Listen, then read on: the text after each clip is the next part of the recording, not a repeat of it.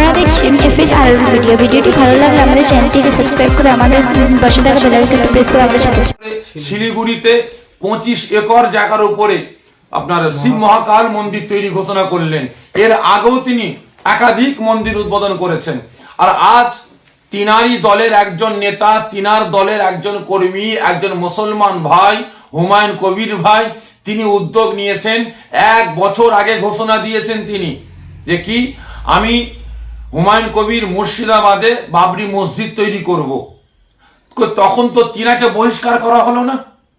তিনি যখন ইলেকশনের সময় ঘোষণা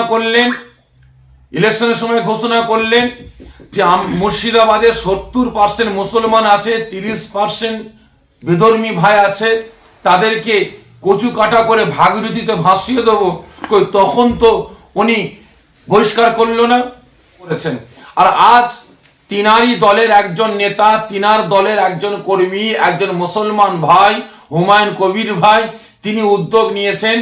1 বছর আগে ঘোষণা দিয়েছেন তিনি যে কি আমি হুমায়ুন কবির মুর্শিদাবাদে বাবরি মসজিদ তৈরি করব।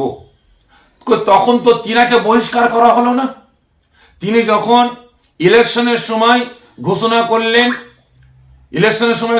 করলেন যে মুর্শিদাবাদে 70% মুসলমান আছে, 30% বিধর্মী ভাই আছে, তাদেরকে কচু কাটা করে ভাগীরথীতে ভাসিয়ে দেবো, তখন তো উনি বহিষ্কার করলো না। আর আজ যখন হুমায়ুন কবির ভাই তিনি উদ্যোগ নিয়েছেন একজন বিধায়ক হিসাবে, মুসলমানদের ভোট নিয়ে, মুসলিম সমাজের পাওয়ার ক্ষমতা নিয়ে, তিনি যখন ঘোষণা করলেন বাবরি মসজিদ তৈরি করব, তখন তিনাকে বহিষ্কার করা হলো, তিনাকে দল থেকে বাদ দেওয়া হলো।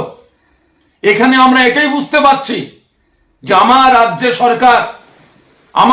সরকার তিনার ডাইনে বামে সামনে পিছনে যত মন্ত্রী পুষে রেখেছেন, ফিরাদ হাকিম থেকে নিয়ে আপনার সিদ্দিকুল্লাহ চৌধুরী থেকে নিয়ে শওকাত মোল্লা থেকে নিয়ে এই হুমায়ুন কবির থেকে নিয়ে যত আমলা আছে, যত নেতা মন্ত্রী আছে, যত এমপি এমএলএ আছে মুসলমান, ইনাদেরকে শুধু ভোট ব্যাংকের জন্য, নিজের গদি বাঁচাবার স্বার্থে, নিজের অস্তিত্ব রক্ষার স্বার্থে এই মুসলমান নেতা মন্ত্রীদের ব্যবহার করা হচ্ছে। যদি আপনি ব্যবহার না করতেন তাহলে কোনোদিন আপনি হুমায়ুন কবির ভাইকে আপনি দল থেকে বহিষ্কার করতে পারতেন না।